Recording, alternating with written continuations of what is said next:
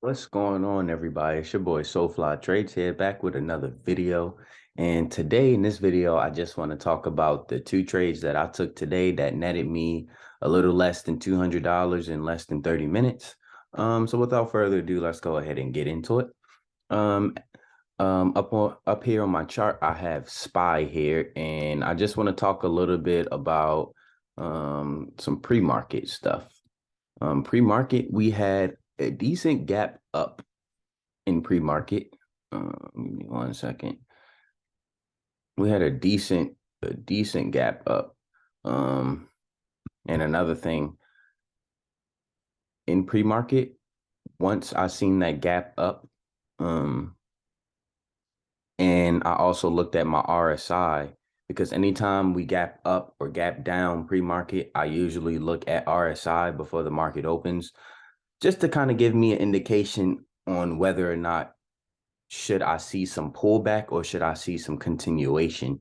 Because if we had a gap up or a gap down, for this instance, we had a gap up. If we have a gap up and I see that my RSI is above the 70, threshold, that means it's overbought. And we might see some downside during the day. We might see some kind of pullback. Um, I don't enter trades off RSI. I usually just use RSI when I'm not completely sure what the market might do. I usually look at RSI to kind of determine if we're overbought or underbought, you know. But that's basically how I use my RSI. So I seen that this morning, so I could kind of infer that we'd see some downside, especially because we touched this supply zone up here that I have up here. It's a big supply zone too. So, and we rejected it pretty hard. So that gave me a good idea that we might see some downside. And I also got my two key levels right here from taking this high, pre-market high to pre-market low. And that's how I got my key levels right here during the day. This is what I took my trades off of. I'm going to go to my Discord so I can show you guys what I called out. Okay, I said I'll be looking at pullbacks to one of my pre-market high-low fibs for entries long, depending on price action. If we were to open the market looking strong, but we didn't look strong. But I said I'd also look for rejects around 412.4. But if we show bearish signs, which we did, if I miss an entry up at 412.4, I will use my fibs to look for shorts also. But I also said this at 6:24, 6 minutes before the market opened. I said we might see some downside today. Seems we're overbought for the most part. And as you guys can see here, the RSI down here, it's overbought. As you can see at this point in time, the RSI was overbought. So that's, just what I wanted to show you guys.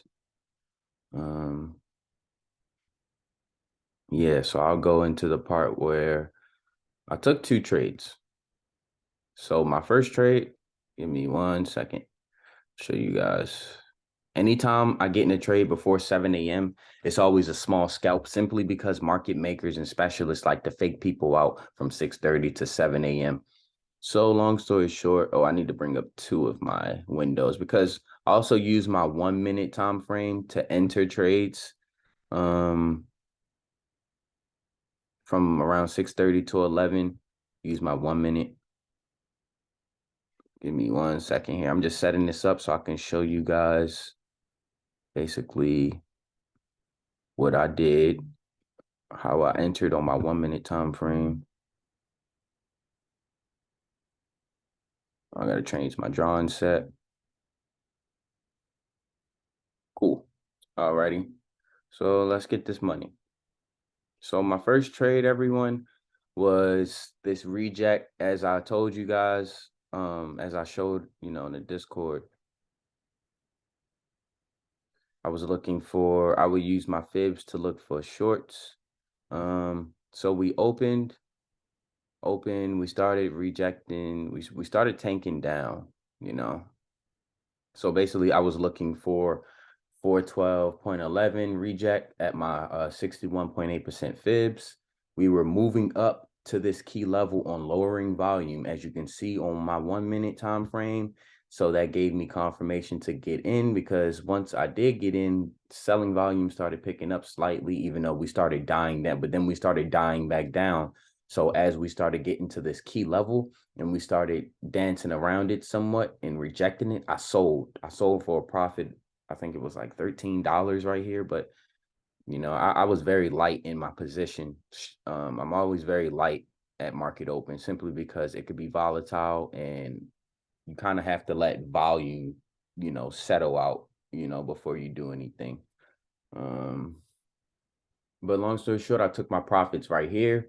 And in the past, whenever I've gotten stopped out of a trade in one direction, I mean, I didn't get stopped out in this instance, but in the past, whenever I've gotten stopped out and price comes back up to the key level that I just took a trade off of, even if it seems valid, I won't take it again, simply because there's been too many times when I've gotten stopped out of a trade and try to get back in the same direction, and I get completely slapped. Like the market just slaps me.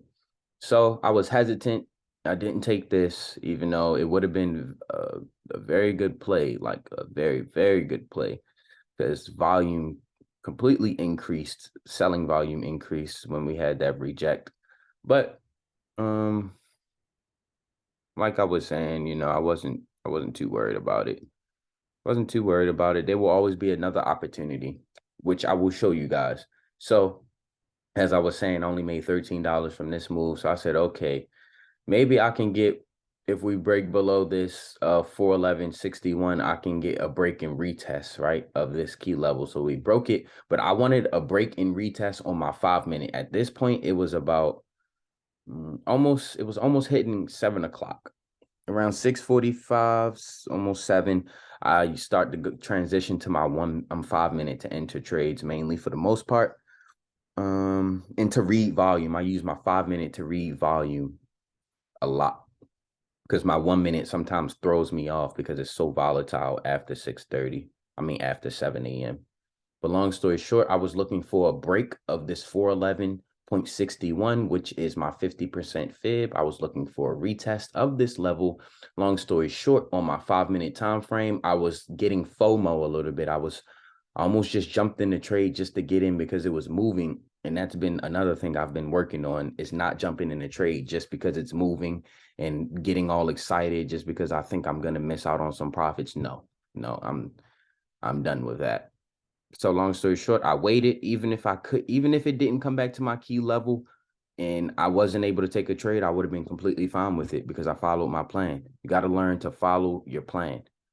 Even if your plan goes against you, if you followed it to the T and didn't hesitate, then that's a successful day, even if you have a red day. As long as you follow your plan and have proper risk management. But long story short, we broke down here. I was salty. I'm gonna just tell you guys, I was salty. We reached the key level I wanted to get to down here in this 410 area. We reached it and I was salty. So I said, man, let me just wait. So long story short, I waited. 10 minutes later, we reached back up to my reject level that I wanted to get in at, my 50% fib, and we were rejecting it on my 5 minute. Now, just my 1 minute. Granted, on my 1 minute time frame, I'm gonna show you guys how you can get thrown out on your 1 minute time frame. Granted, I got in right here as we were rejecting this, and as we were rejecting my key level, my VWAP, and we were also rejecting. Let me go to SPX really quick. I'll also show you guys how I use SPX's Confluence really quick to my trades. I want to show you guys how it rejected SPX at the same time. As you can see, this 411 area on spot is my 4128.37 on SPX. And as you can see, we were dancing around. This is the 1 minute time frame on SPX. And now look at the 5 minute time frame on SPX. It looks exactly identical to the one on SPY.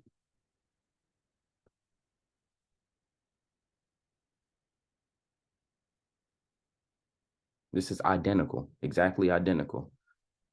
So I use this as Confluence. And as I seen us trailing up here on SPY rejecting, I seen the same thing happening on SPX, which gave me more Confluence And also my bigger time frames were starting to turn bearish. So that gave me, good confirmation. So long story short, I got in 3 contracts. My mental stop loss was above 411.61. Basically, let me show you how I would have gotten thrown out of this trade if I didn't use my 5-minute to watch the trade instead of my 1-minute. Because as you can see here on this 1-minute, I could still use SPX. As you can see here, on this 1-minute chart, you see how we were wicking off of it on SPY, and it looks the same on SPY and SPX, but I'll just go because I don't want people to get confused. So I'm just making them both the same just to show you guys. I don't want people to get confused. But long story short, okay, you see these wicks basically meaning we're rejecting this level. Over here on my 1-minute time frame, you see how we just broke it, broke back below it, broke above it, broke back below it, broke above it a little bit, broke back below it. That's too much seesaw. That's what gets my heart rate going, and I don't like that. So I tend to like the 5-minute time frame a little better. It saves my anxiety from going everywhere. And I can manage my trade better. But I do like to use the 1-minute time frame, to see what's going on around this level. Like I was seeing what was going on around this level, but I also seen we were forming a double top, which is bearish. We formed a double top right here. We have 1 point right here, came down. We have 1 point right here, came down. We have our neckline. We passed the neckline, broke that, which means it's super bearish. Then we tried it again. We tried to make a little triple top and we just completely tanked. But if you look over here on my 5-minute time frame, if compared to watching the 1-minute in the 5-minute, you were just watching your 5-minute, you would have been completely fine, But watching a 1-minute will make you hesitate and do things you don't want to do. So you have to find like a really good balance. But long story short, I bought contracts for around $99, basically $100. I sold them at like $150, $145 to $150. But contracts went to a high of $300 down here.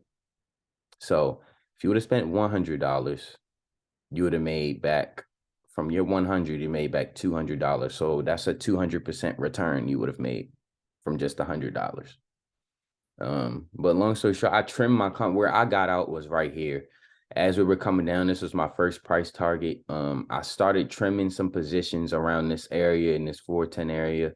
Had my last position. I had a 15% stop loss.